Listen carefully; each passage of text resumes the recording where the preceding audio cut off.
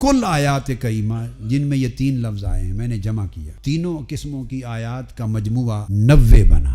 90 آیات کریمہ ہیں قرآن مجید میں جن میں لفظ ولایت، لفظ اولیاء اور لفظ ولی آیا ہے۔ جب میں 90 آیات کو گنتی کر چکا تو میرا ذہن گیا کہ سیدنا غوث العظم رضی اللہ تعالیٰ عنہ کی عمر بھی 90 برس ہوئی۔ اس کو علم الاشارات کہتے ہیں۔ کسی کے لیے حجت نہیں ہوتا کوئی دلیل کہ کوئی یہ نہ مانے تو اس کی مرضی کو گناہ نہیں ہے، علم الاشارات ہے۔ جس کو اللہ نے ذوق لطیف دیا ہے یہ اس کے کام آتی ہیں یہ بات، کیونکہ ولایت ابتدا ہے آپ کی، تمام اولیاء کے کمالات اولیاء وہ آپ کی ذات میں جمع ہیں، اور ایک ایسے ولی بنے جو کائنات ولایت میں فرد اعظم ہے، ولی بنے۔ 3 مدارج ہیں، تو 90 کل آیات ہیں قرآن مجید کی ولایت پر، اولیاء پر، ولی پر، اور 90 سال آپ نے عمر مبارک پائی۔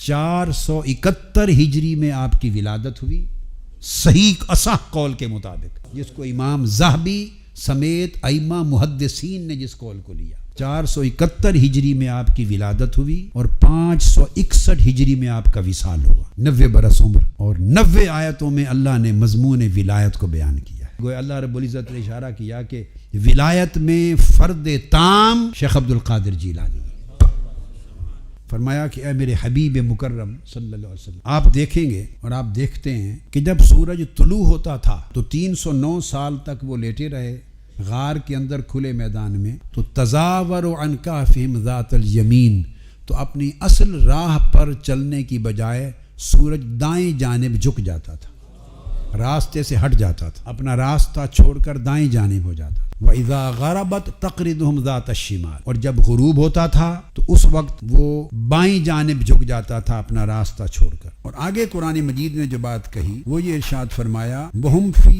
فَجْوَةٍ مِّنْهُ، وہ چونکہ غار کے کھلے دہنے اور کھلے میدان میں پڑے تھے، اس وجہ سے 3 صدیوں تک سورج کو حکم دے دیا گیا کہ تم 3 صدیوں تک تمہارا طلوع و غروب اپنا اصل راستہ چھوڑ کر ہونا چاہیے، تاکہ اس غار میں لیٹے ہوئے میرے اولیاء اور میرے دوستوں کے جسموں کو تکلیف نہ ہو، تپش نہ پہنچے۔ یہ وہ قرآن مجید نے بنیادی بات کہی۔ بعض اوقات ذہنوں میں یہ خیال آتا ہے، بعض ذہنوں میں، اب میں علمی بات کرنا چاہتا ہوں، کہ یہ کوئی کرامت نہیں تھی، شاید سورج کا راستہ ہی ایسے ہو، طلوع ہو کے سورج اس طرح گزرتا ہو کہ وہ آٹومیٹیکلی اس دہنے سے دائیں طرف جھک جاتا ہو، اور غروب ہوتے ہوئے آٹومیٹیکلی اس کی ڈائریکشن ہی یہ ہو کہ وہ بائیں جانب جھک جاتا ہو۔ تو خاص 309 سال تک سورج راستے سے ہٹ کر دائیں بائیں جانب ان کی خاطر نہیں جھکتا رہا، بلکہ اس کا راستہ ہی یہی تھا۔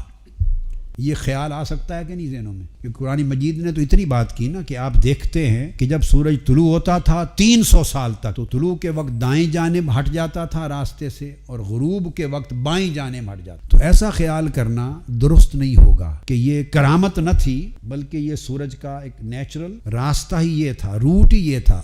یہ سوچنا غلط ہے۔ اگر یہ غلط ہوتا تو پہلی بات، چونکہ یہ بیان کرامت ہے اس مقام پر، اگر یہ روٹین کی بات ہوتی تو اس کا تذکرہ ہی نہ کیا جاتا۔ تذکرہ کر کے پھر اللہ رب العزت نے اسی آیت کریمہ میں آگے فرمایا ذالک من آیات اللہ، یہ 309 سال تک سورج کا طلوع کے وقت دائیں طرف جھک جانا اور غروب کے وقت بائیں طرف جھک جانا، یہ عمل جو 3 صدیوں تک جاری رہا، یہ اللہ کی نشانیوں میں سے نشانی ہے۔